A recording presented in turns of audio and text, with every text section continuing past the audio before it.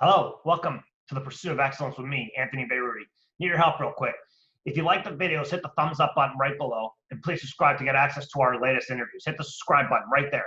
Also, we'd love to hear from you about our interviews. In the comment section, tell us who you want us to interview or what you thought about the whole thing. Without further ado, enjoy the interview.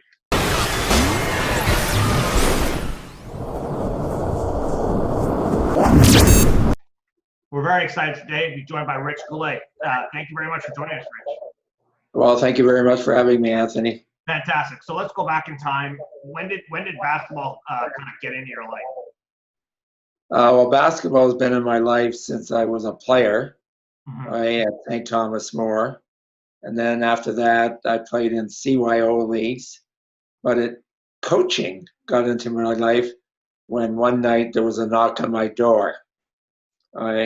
Yes, we're going right back to the roots here. Oh, thank you. And when I answered the door, one of the guys who I played CYO with was there, and he was there to ask me to coach a team at Our Lady of Lourdes Elementary School because he was coaching a team at Our Lady of Fatima and wanted an opponent. So I went to Mother Superior, who happened to be my grade 10 science teacher, and said, "Hey, I'd like to start a team here at the school." And so she was very excited to hear this. And so we got a team started. And of course, whenever you start a team, you got to have some money to pay for uniforms and everything else. This is the part that people get to understand. So we got a team going. We bought uniforms, and we played 3 games that year and lost all 3 to the guy at Fatima. All right, and after that, I coached another year. And then in my 3rd year, probably was my best year coaching at elementary school. We had a nice little team, and we played 50 games. So you're 3 to 50.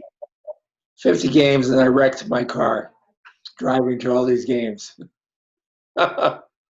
So that was when at the end of that year, my 3rd year, because I was an alumni at St. Thomas More, they asked me to come and coach their junior team next year.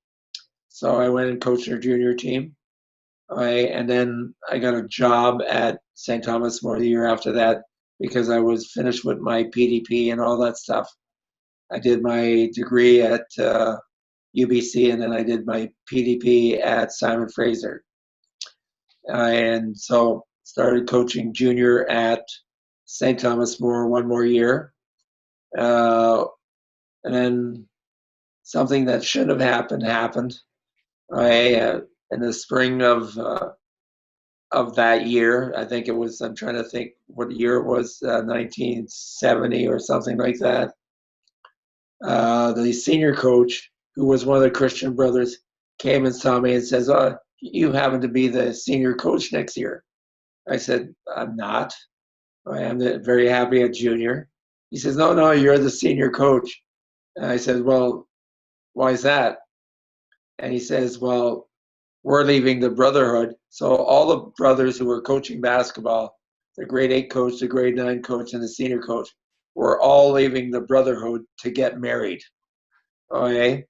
And so the only guy left in the school was me. Anthony, you're laughing.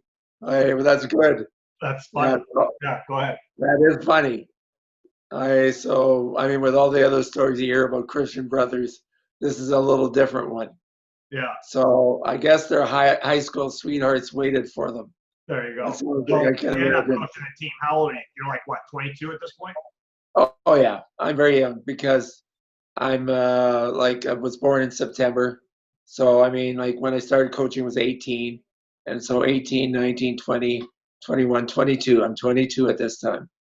And I mean, you have to understand at the time where I started coaching at St. Thomas More, the only way you got to go up in the coaching ranks was if you spent a fair amount of time at junior and coaching grade 8 and 9, and then some miracle happened, you got to be the senior coach, because senior coaches stayed in their position for quite a while, I guess as volunteers. But if you looked around, like North Delta and North Surrey and all those guys, they all had permanent senior coaches.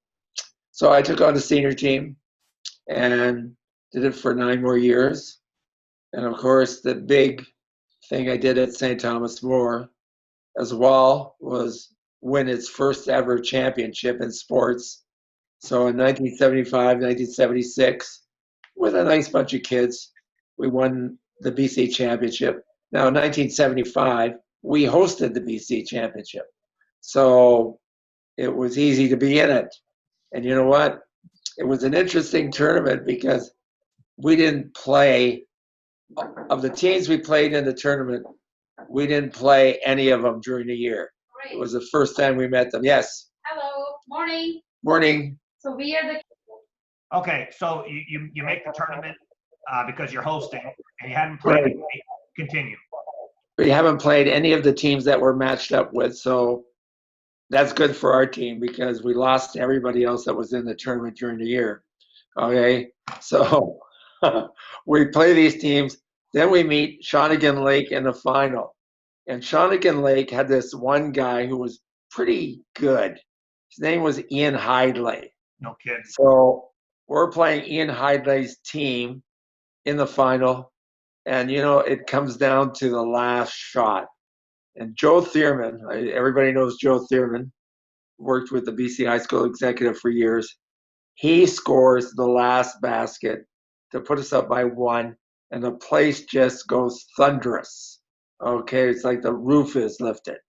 So that was my first championship and the school's first championship. And then the next year, we went back to single A and went to Hope and defended our championship and won the second one. Now, the second one wasn't. Let's go back, though, because you get the team in 1970.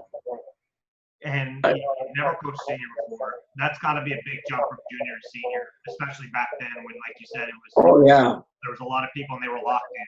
So give me. Do you remember what it was like to kind of make that jump and kind of the challenges you had to get going? Well, fortunately, along the way, I had a lot of guys helping me. Okay, I had a lot of guys helping me with my schedule. I had a lot of guys in schools who kind of knew me a little bit from coaching junior, and they got me games, and I played, you know, what was then AA games during the year and got the team prepared. So our schedule was never just single A teams. In fact, most of our schedule was AA teams like Burnaby South, New Westminster, teams around us that we could play that were one level above us. And so we had a team that was well prepared those 2 years. 1976, for our second championship, it was really quite boring, except for one thing. We had to get to the championship by going to Gibson's Landing and playing the high school in Gibson's Landing. Just can't remember its name right now, but so they were hosting the tournament, and we met them in the final, and we only won by 1 point to get to the BCs that year. I mean, we got out of Gibson's Landing with our lives. All right, then we went to Hope for the BCs, and we cruised to the championship. I can't even remember who we played. The games were not very considerable. So who was teaching you the game at this point? So you got, I know you played in high school, but like, well, who was teaching me the game? In your 5th year, so you're obviously doing some stuff right. Where did that come from? Okay, so I was very lucky. Okay, so part of my luck was that one year, I think 74, I took maybe 73. I took a bunch of kids down to Huberg's basketball camp, which is in Whidbey Island. So I dropped them off, and I came back on a Saturday to pick them up. And the organizer of the camp, I came out and said, "Are you coming back next year with these kids?" And I looked at them, and they all said, "Yeah, they wanted to come back." He says, "Well, you're coming too." Okay. So the next year, I was not. My kids were not just in the camp, but I was in the camp, basically in a little building with the coaches, and all the coaches were American coaches. And American coaches are unbelievably great at sharing. So over the next 4 or 5 years, when I was at St. Thomas More and when I moved on to Pitt, I would go down to this camp every year and basically pick everything I could from these coaches, from their presentations in the camp. Afterwards, they would give me their offenses. They would give me whatever they do on defense. And I saw some great defensive coaches down there. So I was learning in the summer. Okay. So back then, summer training wasn't that great for kids, but I was learning in the summer by going to this camp. And it was a great camp because I enjoyed it. It was out on the outdoors where they had six hoops, and it was all on the beach. So it was a fantastic location. And so that was where I learned. Now I went to other coaches' clinics as well. So I learned there. And then I learned by just talking to coaches. So, I mean, if we played Newestminster, I talked to Ron Holman afterwards. Uh, whatever, got information from them. I also got information from watching coaches and then asking them questions. So one of the things I used early on was the passing game, and the passing game was used by a lot of people back then. So got information on the passing game. But that's where I learned, Anthony. Well, it's very good. So when did the flex? I mean, you kind of made flex offense, kind of famous in British Columbia. When did that come in? Well, that came in at Pitt Meadows. Okay. And it didn't come in at St. Thomas More. So I went to Pitt Meadows. I started using passing game, and then I saw the flex. Oh, people talked about the flex. I saw the flex, and I thought, okay, I can make this work for me. So I took the flex. I took a part of it and formatted it with what I wanted to see in the offense. Like in the flex, it was pass to pass, point to point, but I wanted the ball to go to the wing. All right, so I changed the way a normal flex works, the way it is written in the book, and I had the ball moving to a wing, and then I had pick set so that people would move to the ball. And it had continuous action, which I liked. So I did that for a number of years, won another BC championship at Pitt with the flex in 1989. And that BC championship was not a single A championship. It was a double A championship. Going back, first of all, I won a championship in 1993 at Pitt, its first ever sports championship, single A championship. And then we moved to double A. So in 1987, we made the big decision to move to double A. I made the big decision to move to double A. The players probably would have liked to stay at single A and won another championship. But I said, oh no, we've come too far in basketball. We're too good to be wasting our time playing single A. Not that there's anything wrong with single A, but we wanted more of a challenge. So in 87, we went to double A, didn't make it. In 80, getting this right, 88, we had a little breakdown with a player in 88. We should have made it, okay, but at the Fraser Valleys, we had a little breakdown and didn't make it. And then in 89, we made it. Not only did we make it, we were ranked like 5th in the province, so we weren't like number 2. The top number 2 team in the province that year was Maple Ridge. Okay, so we go to the tournament. Maple Ridge wins its side of the tournament, and we win our side of the tournament. We're playing in the final. So hometown rivals playing in the final. Something Doc just reminded me of lately. He says, oh, you were in the final in 1989, and who was your opponent? Me. I said, yeah, all my friends were my opponent. So that was it, okay? So in 89, we played. First time ever for Pitt Meadows to be at the AA championship at the Coliseum or Agrodome. So first time ever. So they say when your first trip ever, you shouldn't be winning the championship. We did. Okay, so this was a big championship for our school and for our team and for our program. Who are the players? Who are the guys that helped? Well, the guy who led the whole thing was Derek Welsh.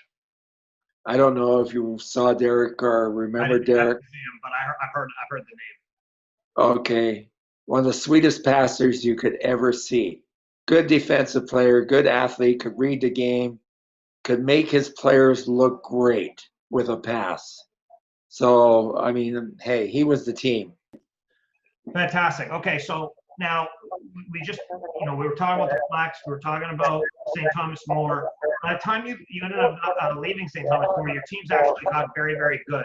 So talk about what it was like setting up the structure to create a system where you guys were good every year. Well, leaving St. Thomas More was 1970, 69-70. So my first year at Pitt Meadows was in 69-70. And 3 years later, we won the BC championship. And then 6 years later, we played in the final game and lost to Oliver.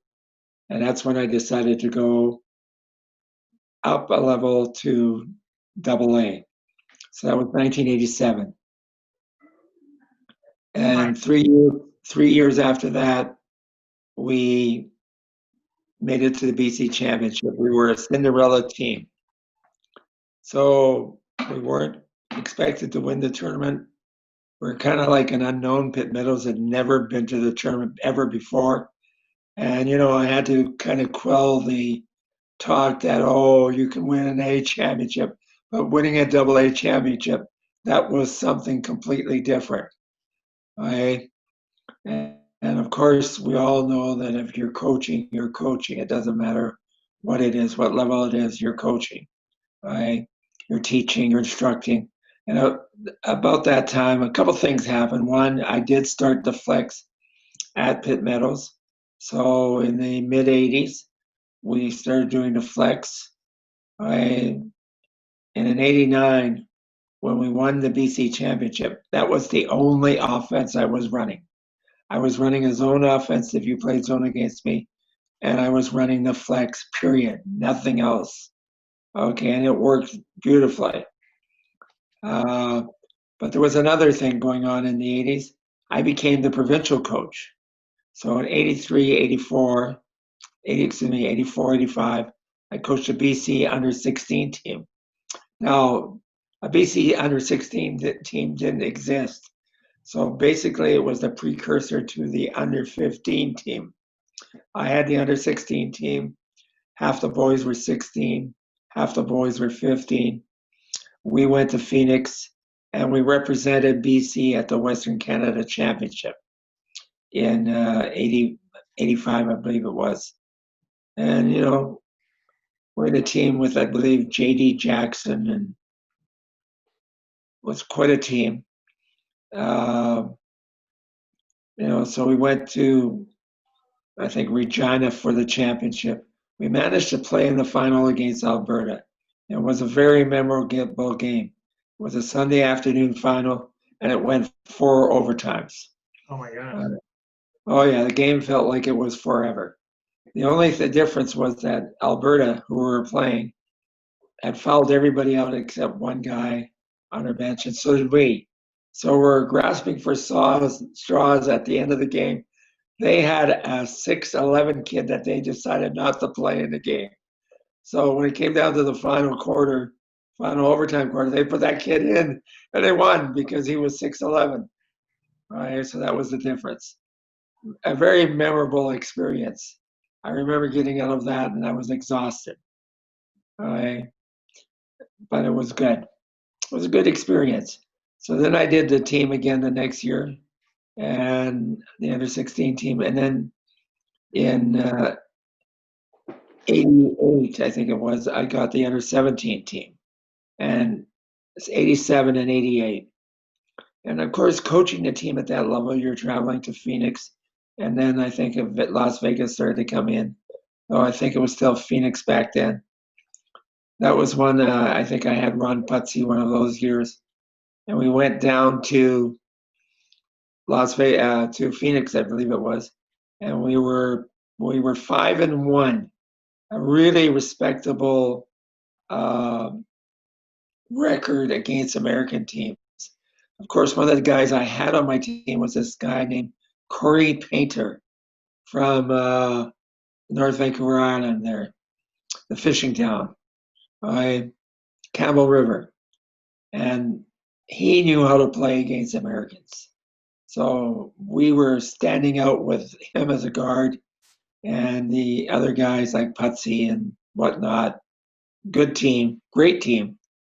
But we couldn't finish the tournament down in Phoenix. We got called back to Nanaimo to play the Western Canada because BC was hosting in Nanaimo. So we did that, got on our plane and went back to Nanaimo. We made it to the final. We actually killed everybody by 30, 40 points, then played in the final and had a hell of a game where we found ourselves down 4 points or 10 points with 4 minutes to go or something like that. 2 minutes to go, 4 points. We came back, we put the game into overtime, and then we won it into overtime. Yeah, so that was another interesting experience. That was the first Western Canada Championship I managed to get. Got 2 more later. Okay, after the 80s and the 90s, I became the provincial coach again. So it was always interesting. So I had this experience of coaching at a high level. So coaching at the BC AA Championship was not any different. First of all, I had taken St. Thomas More to the BC AA Championship in 74 and 78. Even though we were single A at St. Thomas More, we could decide every year which division we wanted to go to without having to risk staying in the division for X number of years. So I went AA in 74 because I had a good team, and in 78 because I had a good team. And we finished in the Final Four. So what I like to tell people is, yeah, the Pitt Meadows team had never been to the provincial championship, but their coach, me, I had been there twice before and made it to the Final Four. All right, so we were ready. And we showed that experience of being ready by playing the number 1 team that was expected to win it, Richmond, who was looking for a three-peat. All right, so we eliminated them in one of the preliminary rounds. And we eliminated Kitsilano, who was the next favorite in the next round, and went to the final, where we met Maple Ridge, our crosstown rival, and that game was a nail biter. It went all the way to the end, and believe me, it could have gone either way. Right? But Dean Adams was the big star for Maple Ridge. He had an open 3 with not much time to go, but he was blocked by another guy who's well known today, Al Tuxerer. Al Tuxerer was 6'3", but had the arms the length of a 6'8", 6'9" guy. So he came out and blocked this 3-point shot. Al, of course, is a coach girls coach at UFV right now, and has been very successful there. Well, he was very successful as a high school player too, and has had a great experience, which is great for Al because that's how it makes people successful in their day, is they've had some success back in their life. Absolutely. Right?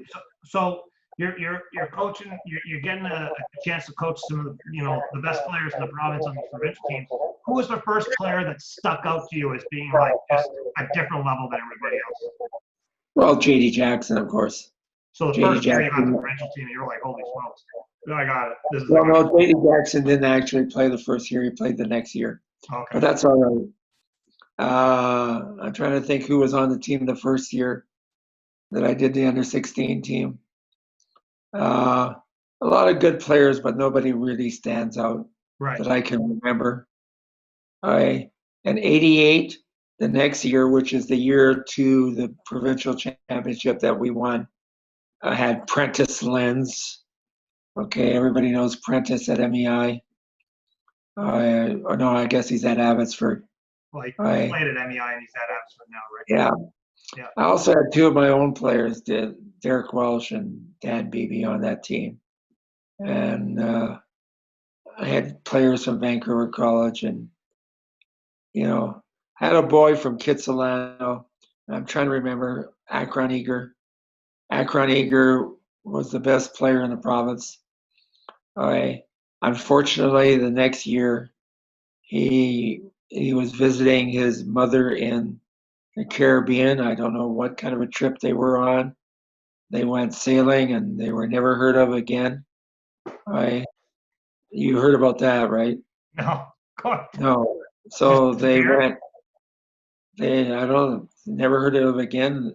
We always figured that they were boarded by pirates and killed by pirates.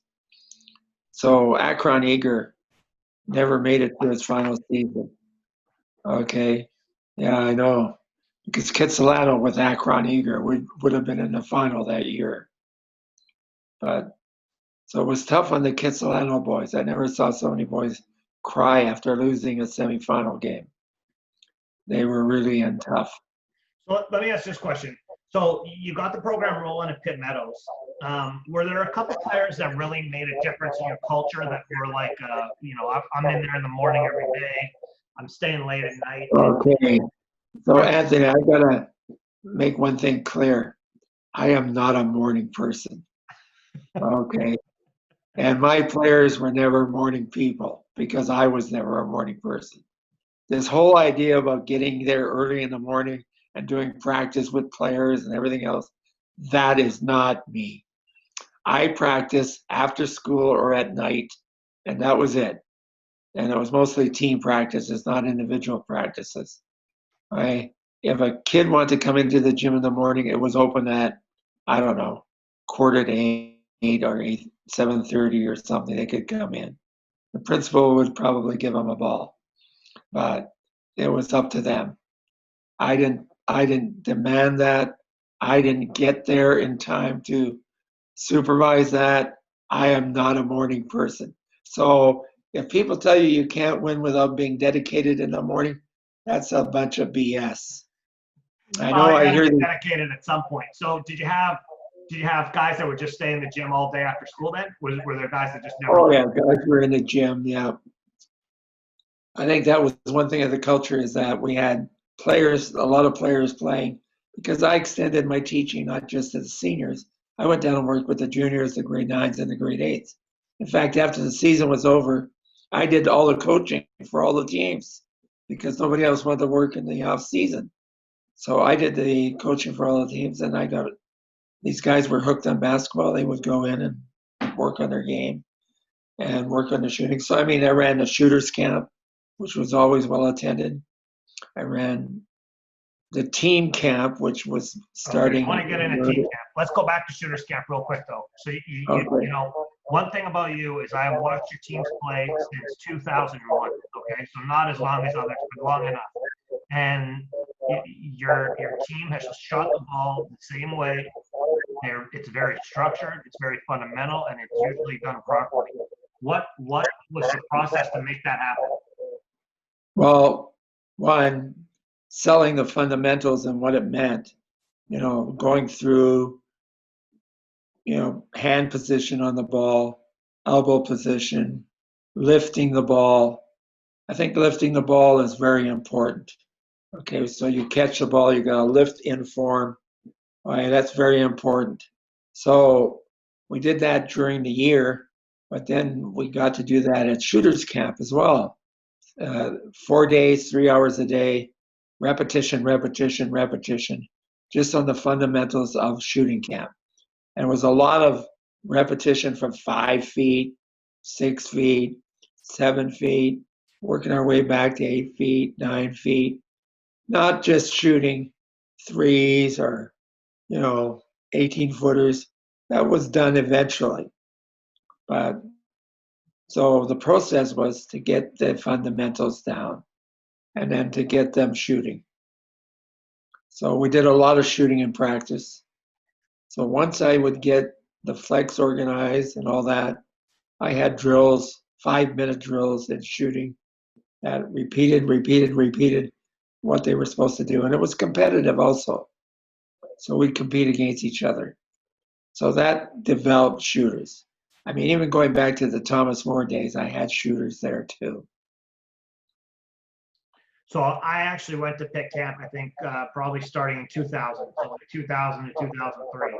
Where'd you get the idea for Pitt Camp? And what I remember about Pitt Camp was it was a lot of basketball, but it was a lot of different coaches, and it was a lot of structure. It was like boom, boom, boom, boom. You had to keep going from thing to thing, and it was a fantastic experience getting ready for the high school year before the year started. So how Oh did you yeah, come up with the idea?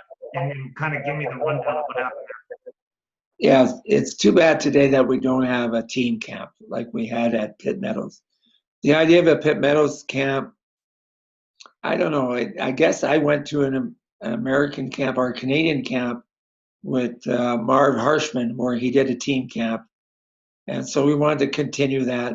So it started with like 8 teams. Okay, we had Burnaby Central, we had Maple Ridge, we had Terry Fox, just 8 teams that wanted to go and do this. So I organized a camp at Pitt Meadows, and I think we used Maple Ridge as well. So 2 locations. I'd organize the agenda and the game schedule. And of course, at the beginning, our game schedule was crazy. We played games in the morning, we played games in the afternoon, and we played games in the night. So that by the end of the day, you might have played 4 games. Right now, as the team camp progressed, we went to a format where we did instruction in the morning Yeah. and then games the rest of the day. And everybody kind of liked that structure. So we had teams eventually come in from everywhere. So the largest team camp, somewhere in 2000, that area, 1999, was 45 teams, senior teams, and 25 junior teams the next week. So we had 2 weeks, senior camp and junior camp, just a load of teams. And I was using Terry Fox, Maple Ridge, Centennial, you name it. I was using their gyms, and their coach in their gym would become the head coach. And I would just do the agenda and what we were teaching, and they would teach that. All of them had been to team camp before, so they kind of knew what they had to teach. Of course, there was a good thing of having a variety of coaches. I think the guys that came to team camp enjoyed it very much because in one gym they had me, in one gym they had Rich Chambers, in another gym they had Ken Dockendorf, and so on. So we had a lot of different good coaches that would coach their team. Well, it wasn't their team specifically; it was 4 or 5 teams. So it was about 40 to 50 kids, and would run the instruction. So it worked out really well. And then, of course, there were always little team competitions in the camp, team shooting competitions. So one of the drills we did was team shooting competition. So that's a drill I like to run a lot. Divide my team into 2 and compete against each other. So over the years, we don't really have this that much anymore. But you guys are as a group of coaches, you're famous for being like really good friends with each other. What was it like? You're in the gym all the time competing against each other, and then you're really good friends when you get off the court. What was that like to be able to keep it together, but also get after it at the same time? Well, we're not only friends in the off court, we also did other camps like the BC sports camp that was run by, I'm trying to remember now, BC Fed at that time ran a camp, and we were coaches, and we worked at those camps together with other coaches like Norm Bradley. And all of us at one point or another that worked at camp won a BC championship. So Norm Bradley was first at Abbotsford, then Doc at Maple Ridge, then myself, and then Rich Chambers at Terry Fox. So we all won BC championships. All right. So we had a nice thing going where we just infused each other with basketball knowledge as we went along. So of course we were all friends. I mean, Rich Chambers is a good friend of mine. We went to movies together almost every week. Uh, you know very well that when I set up an Arizona trip that you were on, Yeah. right? Yeah. Okay, who did I take with me? Another guy who got the scholarship money, Rich Chambers. So we're good friends, and we're still good friends. Yeah, absolutely. So now let me ask you this question. If you could go back, and give young Rich Goulet a little advice and say, hey, well, you're doing all this, but maybe take a look at this idea, when you're building this program, what would you tell the young Rich, like, hey, when you're building your program, focus on these things and save a bunch of time? Hold on, Anthony. My computer just went dead. I look really good. Okay. Well, obviously, if you're a coach and you're very successful, you're making enemies. And sometimes you're making enemies on your own staff. And part of the reason why I made enemies on my own staff is I did fantastic fundraising for basketball. In my years at St. Thomas More, I was one of the first people that got a lottery license from the BC government, and I made a lot of money. Okay. And because I was making a lot of money and spending a lot of money, and I had like the best uniforms that money could buy, people wondered where all this was coming and made enemies. Same thing at Pitt Meadows. As the years went on at Pitt Meadows, things like the team camp and what I run right now, the BC Grade 8 Championship, made a lot of money. So my program was always well off. So I would probably try to tone that down a bit if I were doing it again. I mean, like, I was generous. In my last 2 years at St. Thomas More, I wrote a check one year for $25,000 and gave it to the school. And the next year, I wrote a check for $50,000. And you got to remember, this is in the 70s. That's a lot of money today. In the 70s, that's a heck of a lot of money. And I gave it to the school, and with hardly a thank you. And then finally, I ended up giving the whole lottery to the school. But it was the days when the government had decided that the little mom and pop shops around the lower mainland and BC would be selling lottery tickets. So I don't know how much they made after that. All I know is I made a lot of money. Okay. And that money, to be fair though, that money went back into your teams. You had great uniforms. Oh, of course it did. Every year. Yeah, you took care of the kids. I did. I took them at St. Thomas More. I took them to Hawaii. So whatever money they didn't have, I filled in for the trip to Hawaii. And I've done the same at Pitt Meadows, filling in money. Some years we'd go to Hawaii, and then I would go to the Britain, Saskatchewan, no charge to the kids. It was all paid for. So I went back to the program, went back in terms of basketballs, went back in terms of uniforms. The school really, in the years that I did basketball, had no expenses. There was nothing coming out of the money that the school was paying for. I was fundraising the whole bit. So, you can look at it from that point of view. But I know that it created some jealous people. Right. And so what else led to the success? Like what else would you say, hey, these were the keys? Well, one, fundamentals. Fundamentals. And having an interest in every one of your kids. I'd say that for sure. Getting good competition. Exposing players to as many things as you can. So, if Marv Harshman was running a camp in Langley, I'd try to get the team there for his team camp. Because Marv Harshman was a good friend of mine. Okay, and whatever he did, I'd like to get the kids involved in it as well. And I know a couple of my kids ended up working for him at his camp. So that, and probably anything else. I mean, because of the Christian Brother connection, we also had a connection to the national coach at that time, which was the guy who had coached at Power College in New York. His name just escapes me, but all I know is we had dinner with him one night, and he gave his advice, and just little things like that, exposing the kids to whatever you can. Yeah, for sure. Let's talk about some of the best players that have come through the province on the coach against. What was it like coaching against Steve Nash? Well, first of all, I coached Steve Nash. On the provincial team. I had him on the provincial team that summer. And then the next year, we played the whole year. We didn't play Steve Nash's team once during the year. I think we were in the same location once, okay, Kelowna. And then we met him in the final of the BCs. Right? He was tough. It was tough not because of Steve Nash. It was tough because he also had a good team with him. So that's what happened to us that year. We managed to stay with them for a half. I think it was like 26-26. And then they exploded on us and killed us in the second half.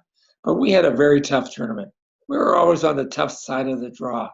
So we had to claw our way through the tournament to get to the final. That's what I remember from the 1992 BC experience that we had. So playing against him was tough.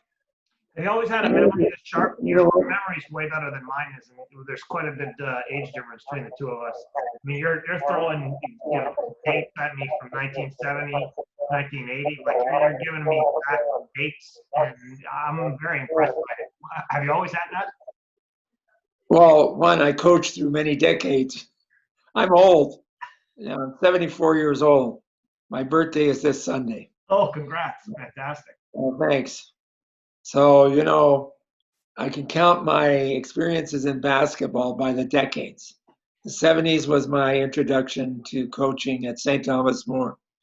The 80s was when I experienced the most success in a decade at Pitt Meadows, being the provincial coach and winning the BC championship at the end of the decade. And the 90s, we did have some success. Went to the BC tournament in 93. Didn't do that well. 94, we came second. And then in 96, we had another big man. The 90s were the era of the Pitt Meadows big men. So we had Scott Walton at the beginning of the decade. Scott Walton was a scoring machine. And then when Scott Walton, he was 6'8", 6'9". Then when he graduated, we had Curtis Meffam. Curtis Meffam had a perfect shooting form. He was the perfect big man. He was 6'8". And, so we were managed to get it. Then we had, not a good team, but on one of our teams, we had Bryce Tiedemann, who was 6'11". Okay, and then as the decade rolled on, we always seemed to have a big guy. Okay, and that big guy led us to the BCs. So at the end of the decade, around 1996, I coached the Little Dribblers grade 7 team. And this was kids who had been in our Little Dribblers program, and I put an all-star team together and coached them during their grade 7 year. They kept talking to me about this other guy that hadn't come out that was going to play basketball for us at the high school. And his name was Aaron Christensen. Okay, and Aaron Christensen was a Mormon, so he didn't go to anything that included Sundays. So one day I'm coaching in a gym. I don't know which team it was, probably my team. And in walks this kid, and I've never seen him before, right? And I go, there's our missing piece. Okay, so I coached him in grade 8. I coached those kids in grade 9. In junior, we came second in the province. I lost to Richmond. We went to the BCs at senior. We didn't go in their first year, grade 11, but we went the next year when they were all in grade 12. That was the year that Richmond was also looking for one of its many repeats at the time. So we ended up making it to the final and defeating Terry Fox. So again, another good friend of mine coaching the other team, Rich Chambers. I love coaching against my friends. So Ken Dockendorf and Rich Chambers, that was great. So we ended up winning that game, and it was a classic. Okay, I don't know if you remember seeing that game. I wasn't there for that, but I read about it in the trophy case at Pitt Meadows. Oh, okay. There was an article there on the wall. I read Yeah. it. Give us a little rundown of what it was. So with, I'm trying to remember now, 5 minutes ago or 4 minutes ago, somewhere in there, Aaron Christensen has taken our 6'8" kid, our best player, has taken himself out of the game by taking 2 consecutive fouls. He fouls, takes his fourth, and immediately goes and assaults a guy at center court and fouls out. And, like everybody thinks the game is over. Terry Fox is ahead by 10. All right. So people started heading for the exits. It was like you can really see from where I was in the bench, crowds of people heading for the exits. This game is over. They're heading for the parking lot. So we come down and our point guard, uh, just a little, I'm just missing his name for a minute, but he scores a 3. So now we're down 7. Okay. And somewhere in this thing, we catch up to within 5, and then I think we exchange 1 point, probably free throws, but we're still down all this amount. And then the guard comes down again, and he scores another 3 from downtown Vancouver. Man, it was unbelievable. And all of a sudden, we're within 2. And the last basket was really classic because now we've got a younger grade 11 kid in for Aaron Christensen, who's about 6'4", and he's playing the center spot, and the guard, and sorry that I can't remember his name. Not that it isn't memorable, but just that right now I don't remember his name. He drives the basket, and everybody goes for him because now he has scored like 8 of our last few points, leaving this little grade 11 guy open underneath. He passes the guy the ball, and he goes up, and it was the stiffest, most unbelievable shot I've ever seen. He kind of goes up. You can see his arm shake, and all he had to do was bank it against the basket, against 1 foot, and put it in. And boy, it was shaky there. But he got it in, and that put us into overtime. And then in overtime, we ran away with the game. Wow, it was interesting. Kind of games I like. So most of my BC championships were not won easily. They were won at the buzzer, except for the 1976 championship. They were won at the buzzer. And you know what? I have to say this about the 2000 team that won that tournament, is that everything they ran at the end of the game was stuff that we practiced all year. So every play that they got was off a play that we had practiced, and that the guard was just running those plays. So it was awesome. We're watching Aaron Christensen at Simon Fraser, and he just dominated. I mean, Oh yeah, he's a beast. He's a beast. We hated bringing him back for grad games. He would definitely injure 1 or 2 players. There was no doubt about it. You were getting injured if you were playing against Aaron Christensen. And because he got to the free throw line, he scored, he shot it from outside. Well, Aaron Christensen was 6'8", maybe weighed 180 pounds in high school. I mean, by the time he finished university, he was like 6'9" and weighed at least 20, 30 pounds more, and he knew how to use that. It's the same with Al Tuchscherer. If you see Al Tuchscherer today, he's 6'3" in high school. He's now at 6'6", 6'7". He's big. These guys have grown after high school. So those are the kind of guys you like to have in your program. Kids that grow will grow. If you can identify those kind of kids, keep them in your program. If they have long arms and big feet, keep them in your program. Try everything you can to keep them in your program. I think people forget about that. You kind of, the tall ones, they take a little more time. So you got to be patient with them. They'll get there eventually. Oh, yeah. Now, so you mentioned a couple of players. I hate that about modern coaches where they just give up on a kid because he doesn't look like a basketball player. He's not scoring right now, so we're not going to use him. We're not going to play him. We're not going to develop him. And like I mentor a lot of coaches, and so this is one of the things I try to get across to them, is they got to have a little bit of faith in their players. and look to the future, not to now. So, you mentioned a few of your players that have kind of stuck out for you. Do you have any other ones that were really that kind of made a big plays when you need them to, like big time guys for your high school teams? Well,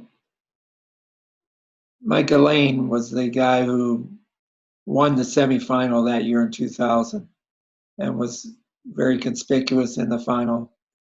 And I'm trying to think of other guys from other tournaments, Curtis Metham, Scott Walton, guys like that, Aaron Christensen. Aaron Frampton also played 4 years at UBC, played for me. He was not a guy I would expect would have had a university career, but he went on to play very well for University of BC. And so, I'm the kind of guy you coach the best you can, and then you let the kids go on. If they are good enough to be seen by a university coach and a university coach wants them, hey, great. Most of them are only going to end up in Canadian universities anyway. The chance of them going to an American university is very slim. Let me ask you this question. So you've had a lot of coaches come through your coaching tree, especially from helping out with provincial teams and being around in the summer and stuff. What's it been like to see guys that you help coach go out and do great things? Well, they are now, because I also ran the Center of Performance for 6 years. So people forget the Center of Performance. That's where we brought in the best players in the province, and we always had 8 coaches, maybe 9, 10 coaches that worked that thing. It was every Saturday for every weekend in September, October, and beginning of November. It was a real, you had to be really heroic to get through it. Right? So I got to see a lot of coaches coach. I got to talk and mentor a lot of coaches through that. Watching them now, they're all doing very well. They're all doing successfully. So, to me, it's good. It's just another thing that I've contributed to basketball. Absolutely. And talk about that for a second. What has the game kind of meant for you? What's been like the thing that it's kind of done for you? What's that? What's the game meant to you? Like what has it done for you? It's meant my life. I mean, the game is my life because I do basketball all the time. I'm doing basketball even while I'm here in this kind of living environment that I'm in right now. I've lost a leg just recently.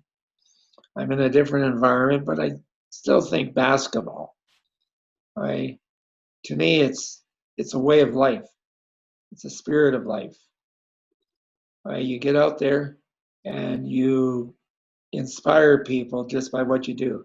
So I've worked in the last couple of years at Heritage Woods and with BC Christian prep team. So the prep team has some really good players. So I'll go in there and run a practice or whatnot. And I get great feedback from the kids as to what we're doing. And I think I just can help. I'm not going to say that every team has been great, but I've tried to make them as good as I can. Absolutely. Do you have a memorable game, one that really stuck out for you? A memorable game. If you had a couple games, is there a couple games that really, you mentioned that Aaron Christensen game, obviously, that's one of the career highlights. What else kind of fit in there? Well, all those BC championship games that we've won. But there were other games that were just normal games where you're down like 48 points at halftime and you come back and win by 2. All right. So I had one of those games in Abbotsford one year. And it just was unbelievable. You're just watching these kids come out after halftime. They've got inspired by you and now they're working their ass off and they're taking back the game from the other team after they basically did nothing in the first half. So I remember those things. I don't remember them specifically, but I know they happened. And there are a lot of games where there were comebacks by kids to win the game. I think that's just, part of a season. Was there university coaches that you looked up to that you kind of tried to? Well, Dan Stewartson was a mentor of mine. Okay, so when we got to the 89 championship, the second game was against North Surrey, who were the Fraser Valley champions. And Stan Stewartson met me in the stands right after we had qualified for that game. And he says, of course, Stan Stewartson was known because he hated North Surrey. So he was more than happy to start giving me, oh, there my screen went again. He was more than happy to give me some advice. Okay. And so he told me, hey, use a triangle and 2 and you'll win. You know what? I went into the game, I used the triangle and 2 the whole time, and we won the game. Like the first 5 minutes, it looked like the triangle 2 was not going to work. And then I stayed with it, and we actually dumbfounded the other team and killed them. That was North Surrey. And they had 2 provincial all-stars on that team.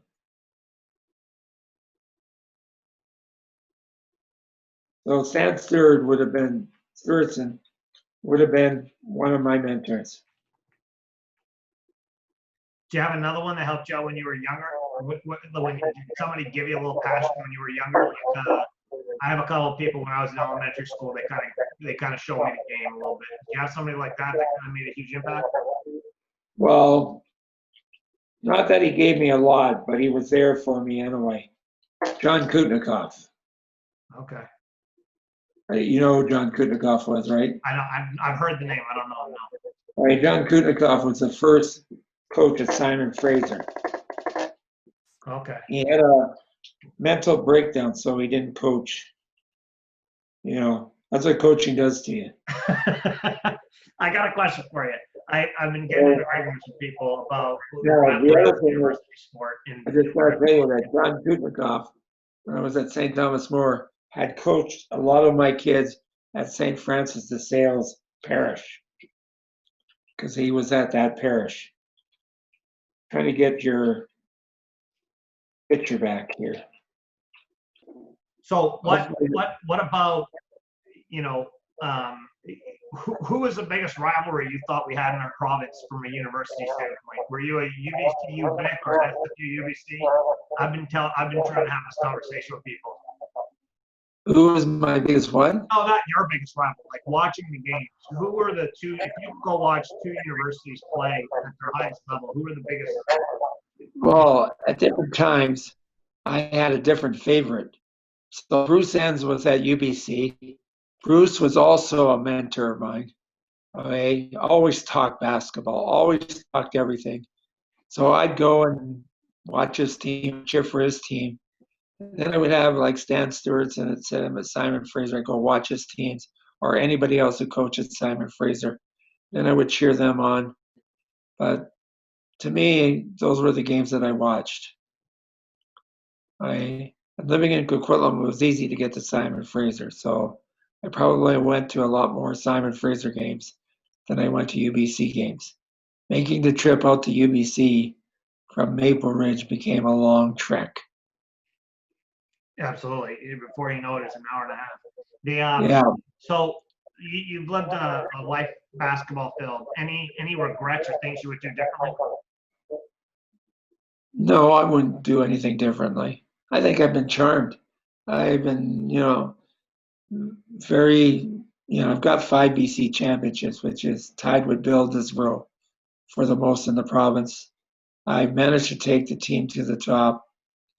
I mean, hey, I've done my best in as many schools as I can. I've got fired from as many schools as I can get fired. I really maintain that when you coach, you get hired to get fired. All right. So I did lacrosse for 15 years as well. I know what it's like to get hired there and get fired again, and get hired again, and get fired again. You know, people like you when you're doing really well, and they kind of start throwing suspicion at your coaching style or whatever when you're not doing very well. So they want to make changes. So that's fine with me. I mean, I got to find somebody who likes my style, somebody who wants some success, who realizes Like success has to be earned. And you're going to have to push these guys. That might mean a little yelling. Might mean a lot of yelling in my case. Right? But that's a price you pay. I don't think anybody who's played for me that's had a lot of success regrets it. Right? And after 2000, we won the BC Championship. Right? The next thing was 2004 with Bryce Cool, 6'8", big man again. We came second in the province. And then we made the BCs in 2005, 2006, 2007, 2008, and 2009. We missed in 2010 because we had 3 pretty important injuries. Then we made it again in 2011, 2012, and 2013. So we have a strong history behind us. I do anyway, and the players do. And I feel like I've been really, really happy to have had all that happen. So I think it's been reflective on the schools that I've been at. Those schools now think they have a basketball program, even though they may not have me. They're deluded, but we know that. Yeah. No, my Pitt thing on Meadows, that is Pitt Meadows made the you're last. not doing anything. You got to if you want to do something, somebody's not going to like it, or else it's easy to complain. It's easy to be quiet when Oh you're yeah. not doing anything. But you know what? You ask people to complain to your face, they don't do that. They're just a bunch of cowards. That's what I say. Well, Parents are cowards, players are cowards. Don't let them hold you back. yeah, There's you got always to going to be. keep grinding. You got to stay positive and upbeat, and you got to keep putting in the time, and eventually it pays off. But listen, I think the reason I wanted to have you on here is I think your story is important. I think when I was growing up, I went to Pitt Camp. I got to see it. I got to see some of those teams. I went to STA, and we had some pretty good teams. You guys used to battle with STA for a couple of years there in the early 2000s. And I remember watching teams play and then following them. I remember Bryson Cool. I remember those teams as they got older. You always had the tall kids. You always did. You always had the tall kids. And they always shot it, which was early, right? You guys were always early shooters. That wasn't a thing, that it wasn't that big of a deal to have big kids shoot from 3 or shoot from outside back then. And you guys did that early. So that was, as a young guy who got into coaching, it was cool to watch your team play with discipline, see the way they played. And I think it's important for people to hear your story. You dedicated the last 50 years of your life to coaching basketball. It's like 55, but remember, it started with a knock on the door, okay, and then it grew from there. That's my coaching career. Started with the elementary school, which I think a lot of coaches don't think it's important to coach at that level now. I'm glad I had 3 years at elementary school and did some junior before I got to senior. And then senior, I got a lot of support from people all over coaching my team. And I got a lot of support from principals along the way. So at Pitt Meadows, I had some great peer principals. And every time you have a great principal, you know what? You have a great team in the school too, because they know you're being supported. I think that's very important. My last question for you is the Grade 8 Championships. How'd you get the idea to start the Grade 8 Championships? Okay, Grade 8 Championships, yes. That had been in the back of my mind for quite a while. Starting a Grade 8 BC Championship. And when Rob Slavic started the Grade 9 Championships, and I knew Rob quite well, I decided as soon as I can, I'm going to start the Grade 8 Championships. And when they built the community center in Pitt Meadows, and I had 3 courts right there, 1 minute from each other, I decided to go at it. So the first year, we let the teams know that we were going to have a BC Championship. Some teams qualified, other teams were just invited. We got our 16 boys teams, and I won it. So the first BC Grade 8 Championship was a team I coached.